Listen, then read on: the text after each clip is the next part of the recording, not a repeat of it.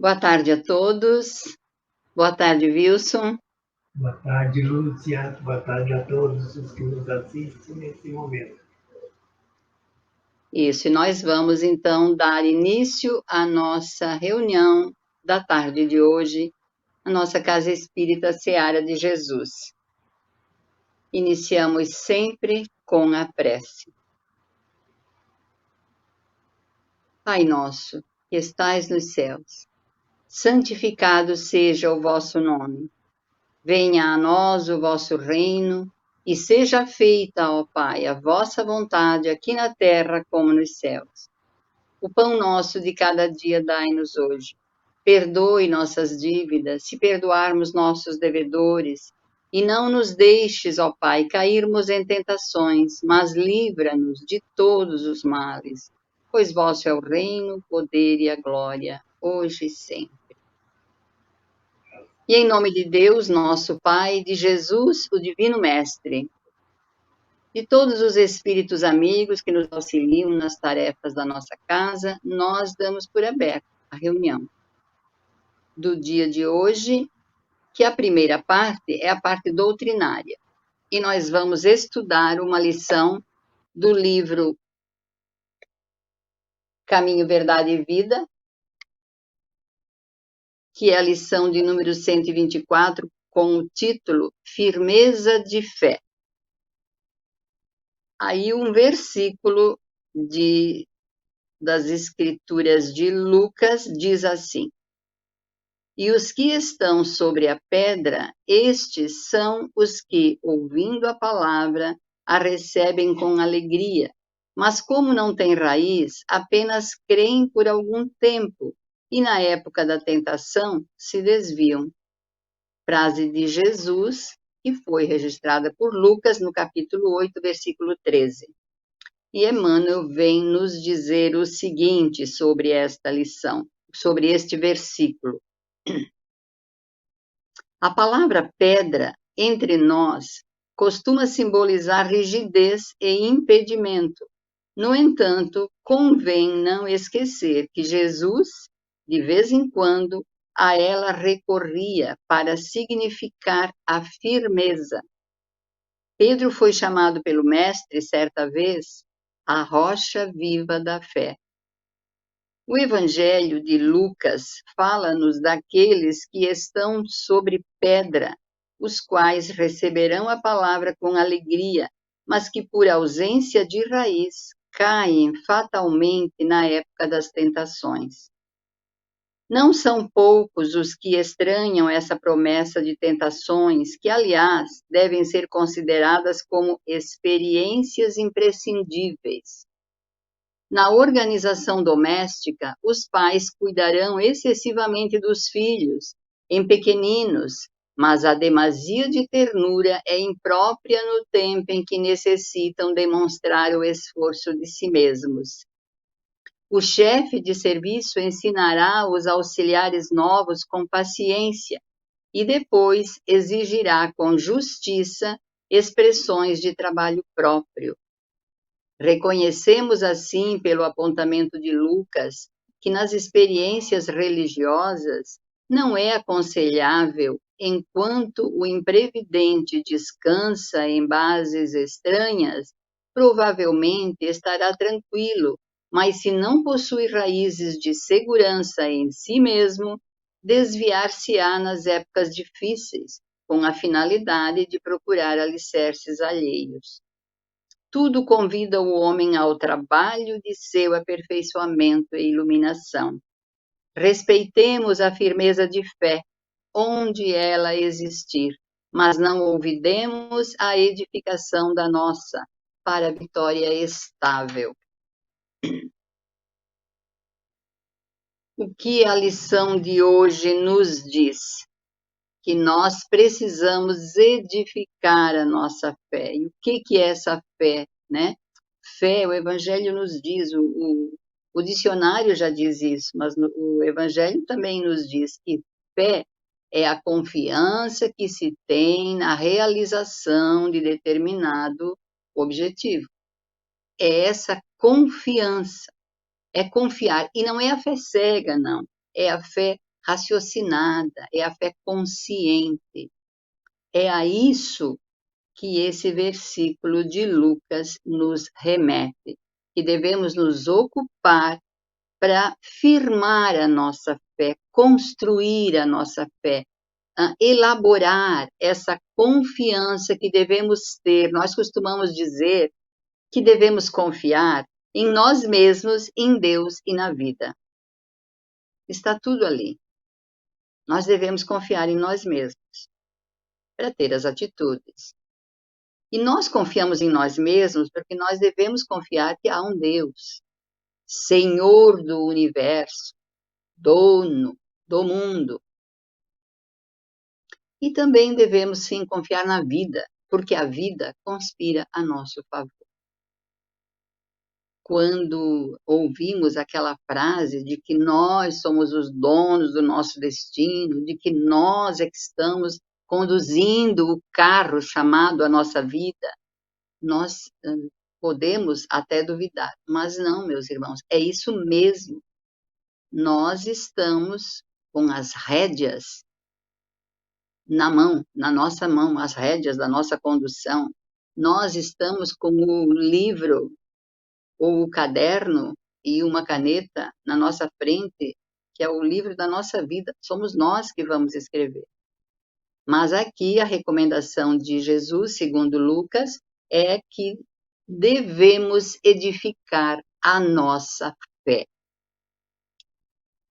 E ele começa falando a palavra pedra, né? Porque ele traz a frase de Jesus quando ele disse que muitos estão sobre a pedra e esses são, ouvindo a palavra, as recebem com alegria. Mas como esta palavra cai sobre as pedras, né? Que é lá a parábola do semeador, de onde a semente é jogada, né? Como ela vai nascer? A que cai sobre as pedras, ela até brota, mas ela não vinga, porque não tem terra, só fica sobre as pedras.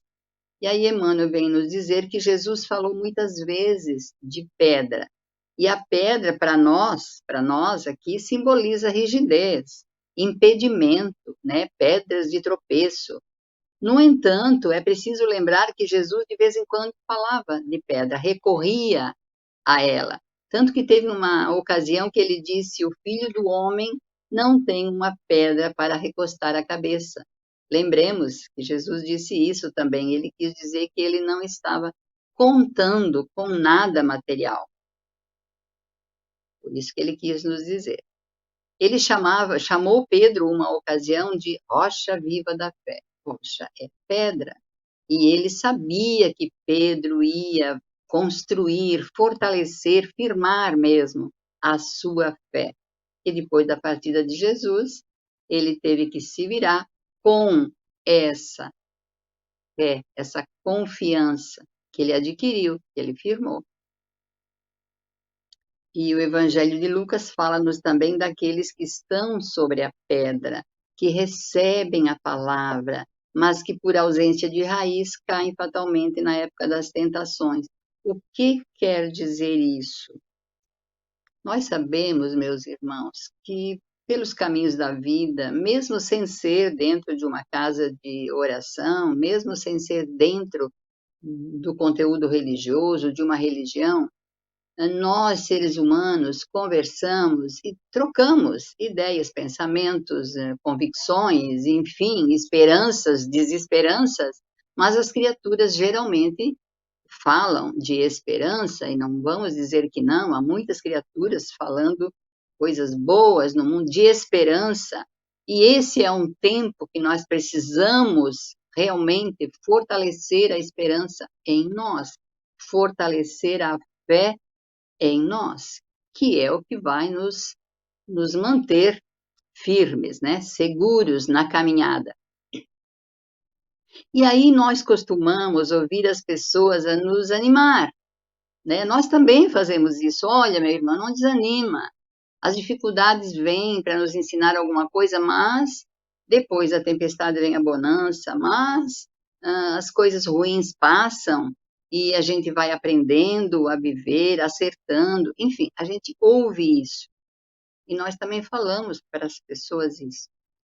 E aí é isso que o Lucas está dizendo aqui ou pelo menos Emmanuel, né, vem nos dizer sobre a fala de Lucas, que quando a pessoa está ali ouvindo essas exortações, ela até se anima. A semente caiu, mas caiu sobre uma pedra, porque se diante da dificuldade a pessoa desanima, cai no desânimo de novo, esquece o que ouviu naquela hora, é isso, é essa comparação da fala de Jesus, que são as sementes que caem sobre a pedra, até brotam, mas não têm como formar raízes e crescer e dar folhas, flores e frutos, né? Mas que nós não devemos desanimar, que nós devemos usar as dificuldades para evoluir. Ele diz aqui: não são poucos os que estranham essa promessa de tentações, que, aliás, devem ser considerados como experiências imprescindíveis. Olha só, essas tentações, esses momentos de desânimo, as coisas ruins que nos acontecem, essa doença, essa pandemia que está aí, são as experiências que todos nós vivemos, estamos vivendo, mas elas são experiências imprescindíveis, quer dizer, necessárias para a nossa evolução, para promover a nossa evolução. Hamed, nós não lembramos em que livro ele disse isso, mas Hamed diz que o erro é uma experiência, e uma experiência serve para promover o nosso crescimento. Vejam o que ele disse, vamos simplificar a nossa vida. O erro, nós erramos, somos imperfeitos, estamos tentando acertar, mas ainda erramos muito. E aí ele diz que o erro é uma experiência. E o que são as experiências? São as motivações para a nossa evolução e que nós devemos buscar evoluir mesmo diante das coisas ruins. E Hamed diz mais, ele diz que nunca erra aquele que nada faz. Quer dizer, se nós estamos fazendo alguma coisa, nós também erramos. Mas vamos depois, quando nos dermos conta que erramos, vamos melhorar, vamos nos propor a não errar mais, a acertar mais, né, e errar menos, porque também é isso que precisamos, esse esforço para colocar terra boa na semente que foi jogada em nós. Na organização doméstica, os pais cuidarão excessivamente dos filhos. Em pequeninos, ele diz, porque depois essa ternura é imprópria no tempo em que eles já estão crescidos. Aí eles têm que demonstrar o esforço por eles mesmos.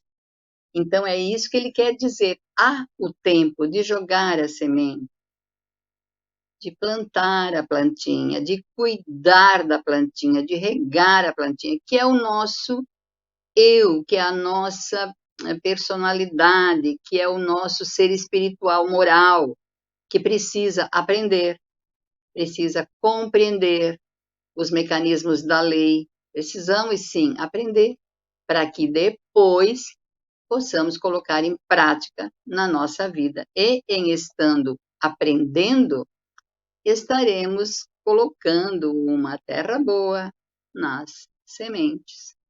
Nessa sementinha, que é o aprendizado, que é o conhecimento. Quando nós temos acesso a conhecimentos, que eles vêm para nos preparar para a vida, para nos esclarecer. Ele diz que o chefe de serviço ensinará os auxiliares novos com paciência e depois exigirá com justiça expressões de trabalho próprio. E é assim, aquele que ensina vai empregar alguém na sua empresa, primeiro ensina, é claro, com paciência, com boa vontade, mas depois de ensinar, ele espera um retorno do seu colaborador. É a terra, ele prepara a terra, joga a semente e agora vai, floresça, dê frutos. É firmando a nossa fé nessa confiança em nós mesmos, em Deus e na vida. e confiar mesmo, meus irmãos, porque é assim que nós vamos evoluir e nos melhorar para daí sim melhorar o mundo. Reconhecemos assim pelo apontamento de Lucas que nas experiências religiosas não é aconselhável repousar alguém sobre a firmeza espiritual dos outros. Sim, porque eu posso. Alguém nos diz assim: eu vou orar por ti. Pronto, eu já confio a minha vida, entrego tudo ali, eu não vou fazer mais muito esforço. Não, meus irmãos, vamos confiar nos que querem nos ajudar. Com certeza, vamos ser gratos a quem quer nos ajudar, com certeza. Mas também vamos promover em nós essa força interior. Haveremos de promover em nós uma força interior,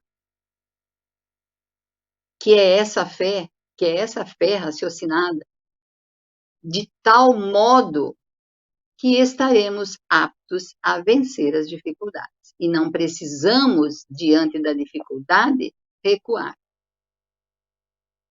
Então, nós compreendemos isso, que a lei de Deus é perfeita, que há no mundo pessoas dispostas a auxiliar os irmãos de caminhada, nós estamos sempre vendo isso, pessoas dispostas a ajudar. Vamos ser gratos, mas vamos também nos conscientizar da nossa parte, que deve ser feita, elaborada, construída, fortalecida, para assim firmar a nossa fé, como diz o título desta lição, é firmeza de fé. Eu tenho que ter firmeza naquilo que eu digo.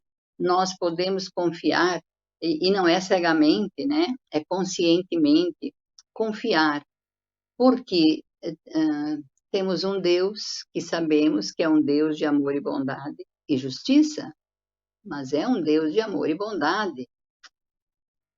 Também devemos confiar que o mundo está aí para nos dar condições. Nós não precisamos ficar duvidando de que no mundo só tem coisa ruim. Não, tem muita coisa boa no mundo acontecendo e para nos auxiliar, para facilitar a nossa caminhada.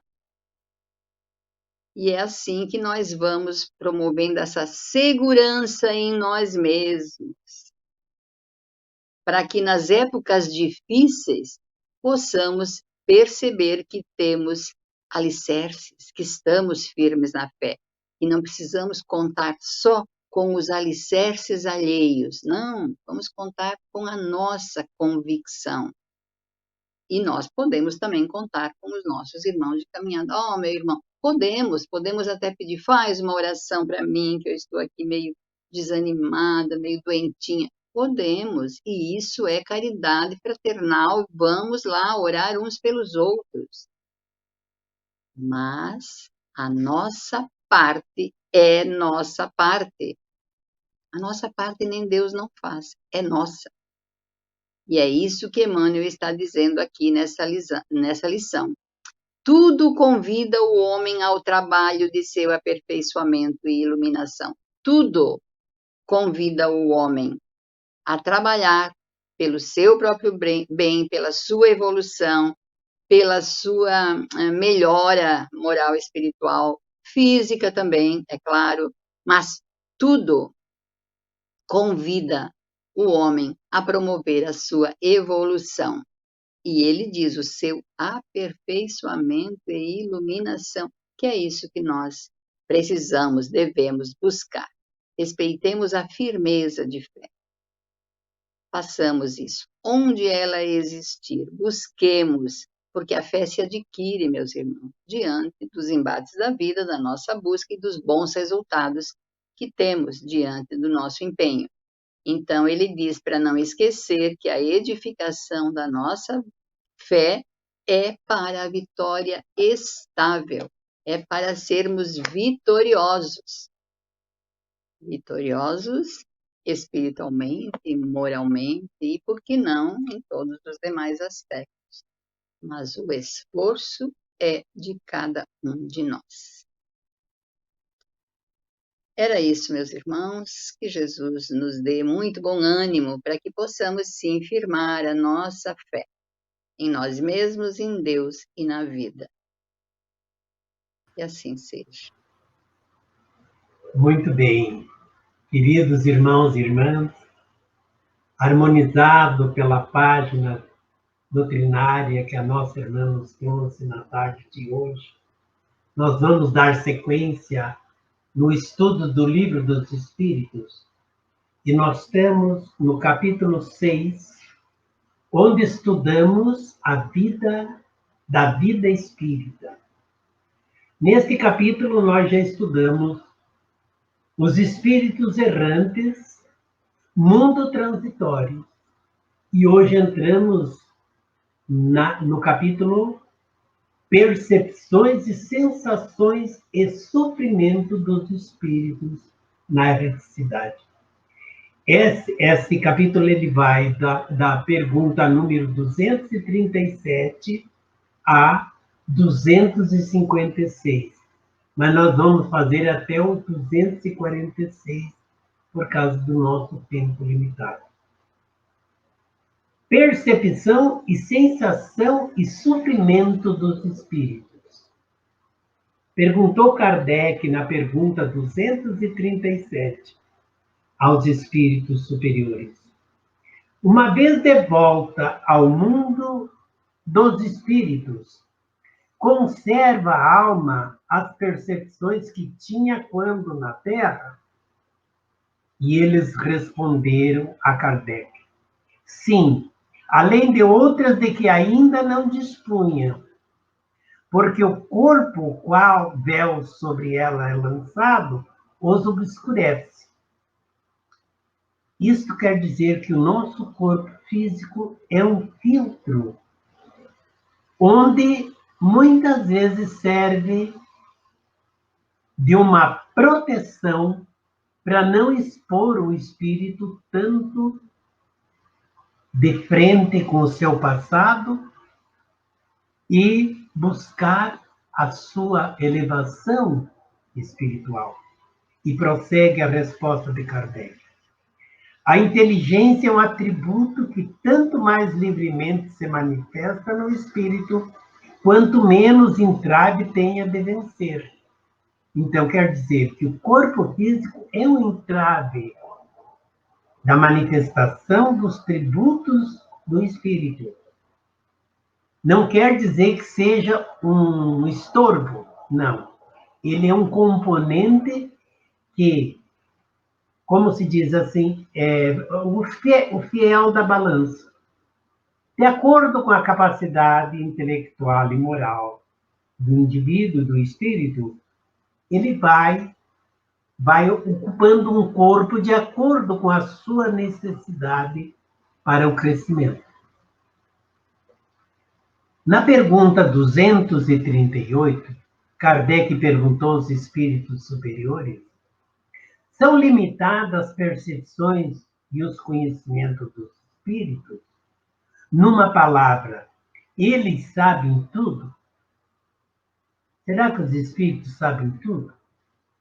Foi o que Kardec perguntou aos espíritos superiores. E eles responderam: quanto mais se aproxima da perfeição, tanto mais sabem-se ser eles, são espíritos superiores. Sabem muito mais. Isto é, quanto mais o espírito se aproxima da perfeição, ele se aproxima de Deus. E mais coisas ele sabe, muito mais informações ele tem, porque ele tem sabedoria e tem conhecimento. Os espíritos inferiores são mais ou menos ignorantes acerca de tudo. Os espíritos inferiores são mais ou menos como nós. Nós somos espíritos inferiores, com algumas exceções de espíritos superiores encarnados em missão para nos auxiliar. o nosso adiantamento moral. Mas, no geral, nós somos espíritos imperfeitos, inferiores. Pergunta 239. Kardec perguntou aos espíritos superiores: conhece os espíritos o princípio das coisas? E eles responderam: conforme a elevação e a pureza que haja atingido. Os de ordens inferior não sabem mais do que os homens. Aqui confirma o que eu falei anteriormente. Nós somos espíritos também inferiores, reencarnados. E os espíritos na erreticidade, que não atingiram ainda o grau superior, em conhecimento e moral, eles sabem tanto quanto nós, homens. Pergunta 240. Kardec perguntou aos espíritos superiores: a duração, o tempo, os espíritos compreendem como nós compreendemos, nós encarnados? Porque nós também somos espíritos. Só que nós estamos encarnados. E aqui nós estamos falando dos espíritos desencarnados na erreticidade. E eles responderam, referente ao tempo, a duração do tempo, os espíritos compreendem como nós compreendemos? Não. Daí vem que nem sempre nós compreendeis, quando se trata de determinada data ou época. Aqui, meus irmãos e irmãs, eu tenho uma certa experiência nos nossos trabalhos mediúnicos de espíritos que são bastante ignorantes, bastante inferiores nos conhecimentos e na moral, se refere a essa inferioridade. Que eles, muitas vezes, nem têm condições de saber em que anos estão. Eles, muitos, passam alguns anos, até centenas de anos, apegado nas coisas da sua convivência material, quando aqui estavam, e não se dão conta de que passaram anos ali, pensando que estavam vivos no corpo físico. E muitos deles se queixam que os familiares e as pessoas que passam por eles não escutam e nem dão atenção. Evidente que não vão dar atenção porque ele não sabe que desencarnou, e uma grande maioria, a maior parte das pessoas, não tem evidência para ver os espíritos. Alguns de nós têm, algumas vezes eu até tenho evidências. Vejo espíritos bons e ruins, né? Inferiores, e a gente consegue auxiliar melhor quando a gente percebe a sua necessidade. E prossegue eles respondendo essa pergunta do tempo. Os espíritos vivem fora do tempo. Como compreendemos esse nosso tempo? Eles estão fora. A duração para eles deixa, por assim dizer, de existir. A duração do tempo. Foi o que eu acabei de falar na experiência do trabalho mediúnico. Os séculos para nós são tão longos, para eles não passa de alguns minutos. Aos olhos deles, é um instante.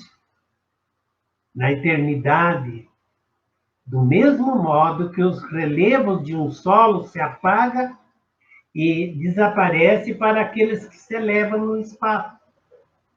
Quer dizer que aqueles espíritos que se elevam moralmente, o tempo é uma fração de segundo, um século de tempo.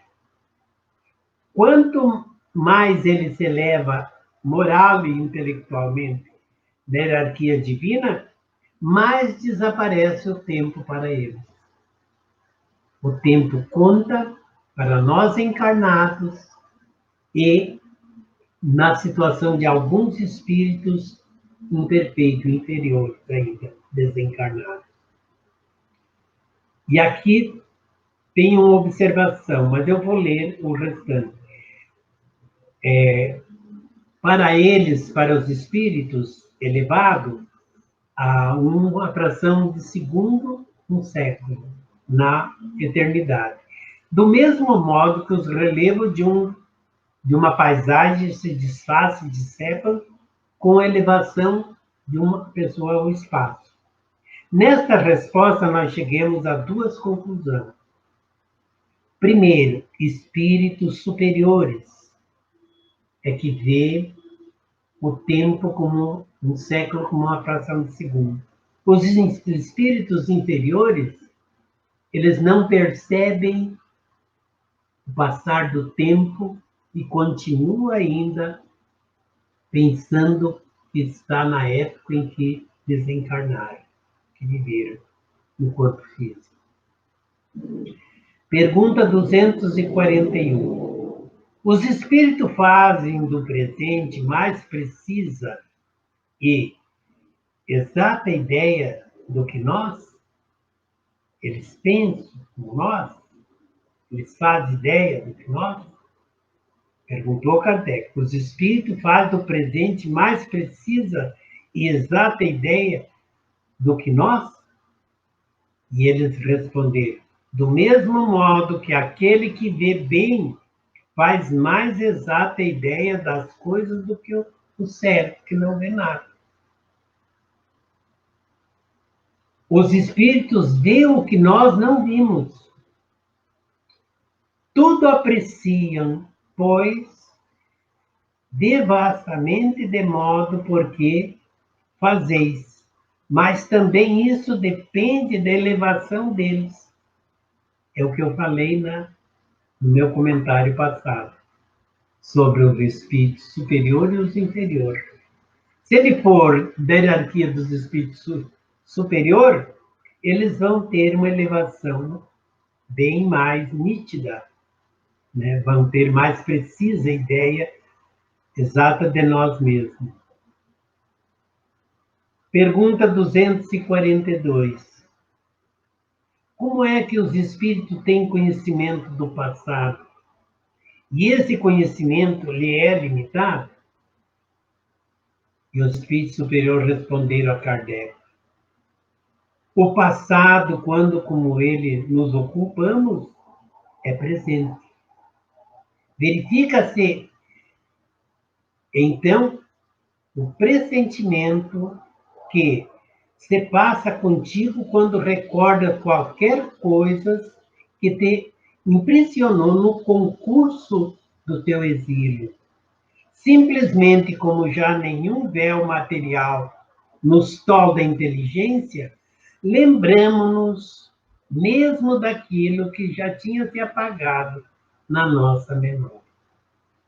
Veja, meus irmãos e irmãs, como quanto mais o espírito vai se elevando moralmente e espiritualmente, ele vai tendo uma visão muito mais ampla do que nós. Porque ele não está limitado ao sentido da visão.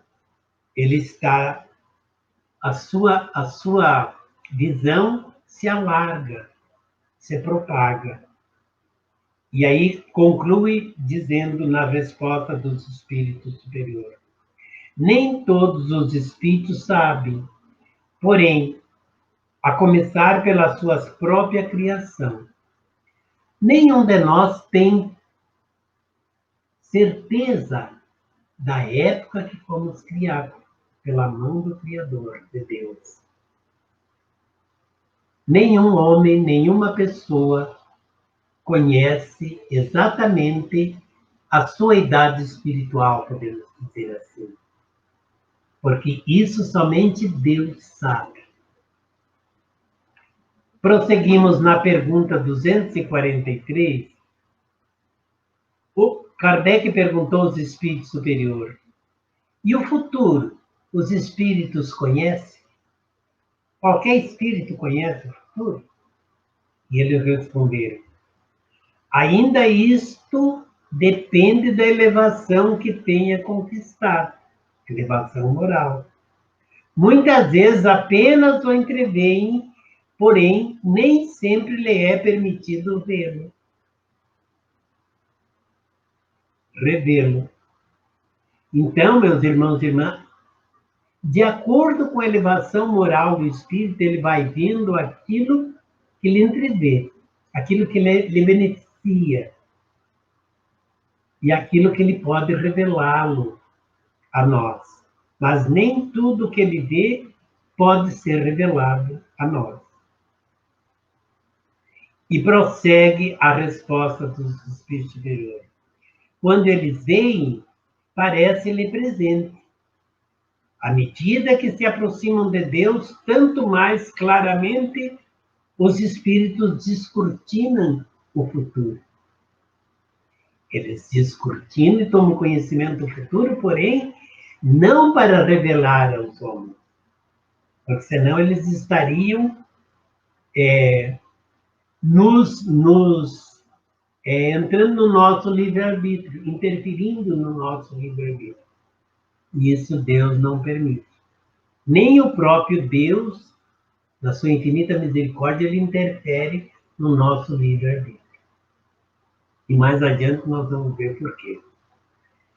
E aí ele prossegue dizendo, depois da morte, a alma vê e aprende num golpe de vista suas passadas migrações, mas não pode ver o que Deus lhe reserva.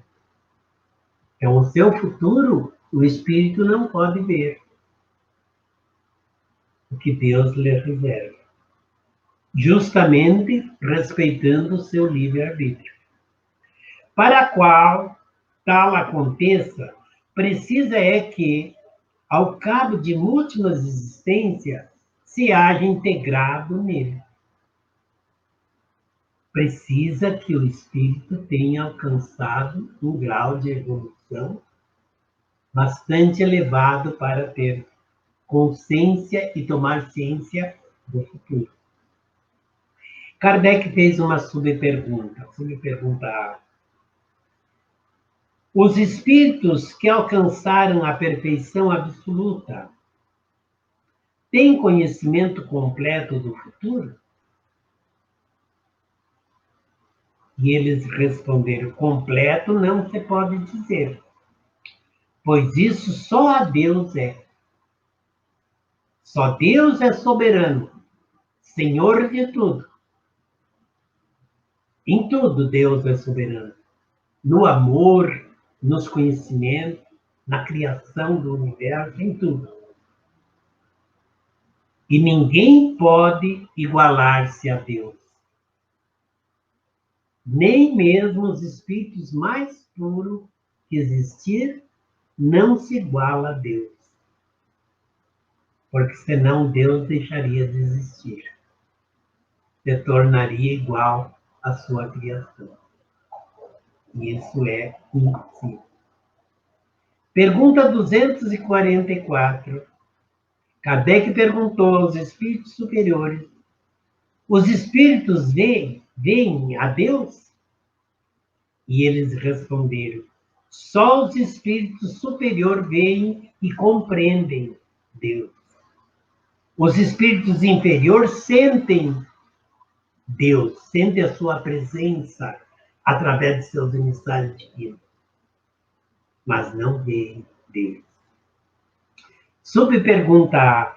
Quando um espírito inferior diz que Deus lhe proíbe ou permite uma coisa, como ele sabe que lhe vem de Deus?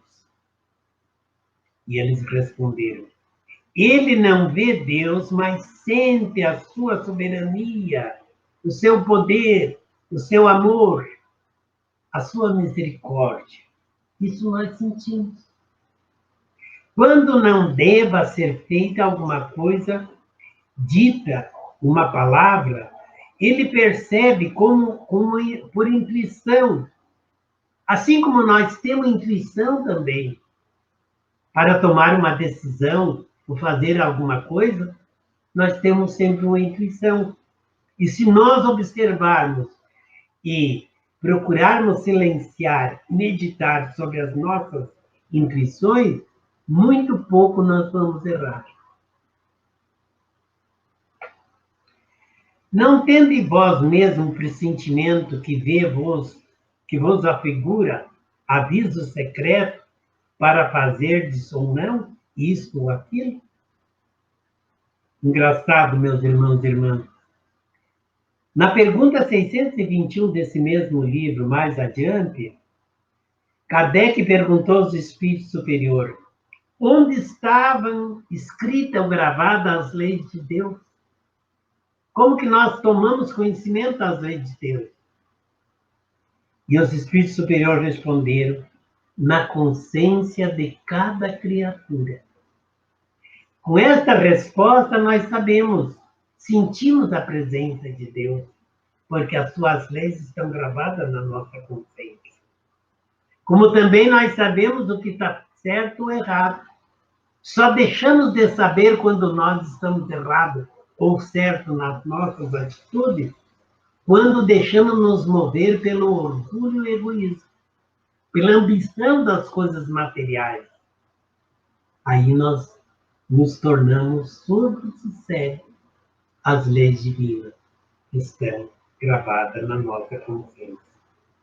Prossegue a resposta. O mesmo nos acontece, se bem que em grau mais alto, pois compreende que, sendo mais sutil do que os vossos, a essência dos espíritos, pode este receber melhor as advertências divinas. Quanto mais sutil, mais ele pode, quanto mais em silêncio estiver, mais ele pode observar melhor as advertências divinas. Tem uma super pergunta ainda. Kardec não tinha ficado ainda satisfeito com a resposta dos bons espíritos a respeito do futuro. Ou de vermos Deus, da visão de Deus. Então, na sua pergunta B, ele perguntou: Deus transmite diretamente a ordem aos espíritos ou por intermédio de outros espíritos?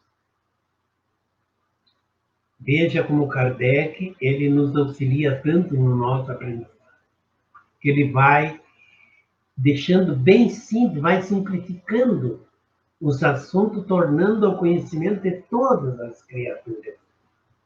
Deus transmite diretamente a suas ordens aos espíritos ou por intermédio de outros espíritos. E eles responderam: ela não vem direto de Deus. Para se comunicar com Deus, ele é necessário ser digno disso. Para nós nos comunicar direto com Deus, nós temos que ser dignos disso.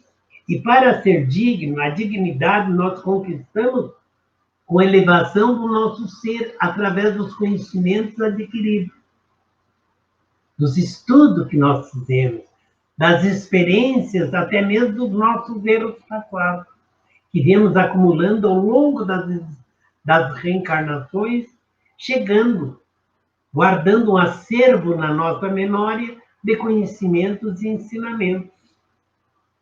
E aí prossegue a resposta dos espíritos superiores. Deus lhe transmite suas ordens por intermédio dos espíritos imediatamente superiores às imperfeições e instruções. Superiores à imperfeição e instruções.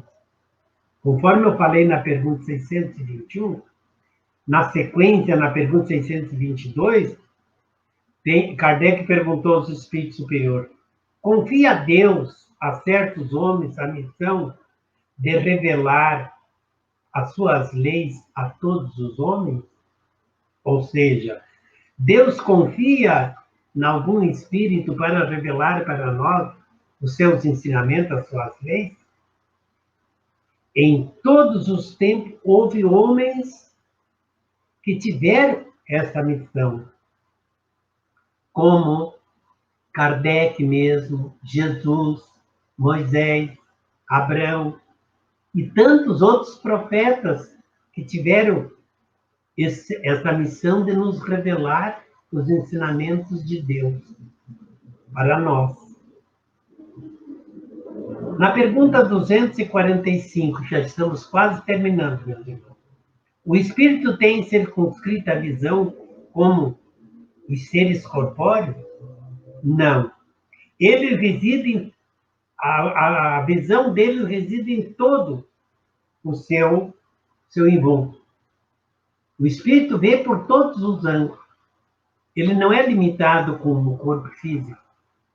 Ele não tem esse filtro que nós temos, que só temos visão através da visão, dos olhos. Não. Eles vejam tudo. Precisam de luz para ver? Nem todos. Veem por si mesmos sem precisar de luz exterior, porque eles têm luz própria. Para os espíritos, não há trevas, salvo aqueles que ainda estão apegados às coisas materiais. Aqueles que não ainda se elevaram moralmente, que ainda estão apegados à matéria e às paixões materiais. Esses precisam de luz.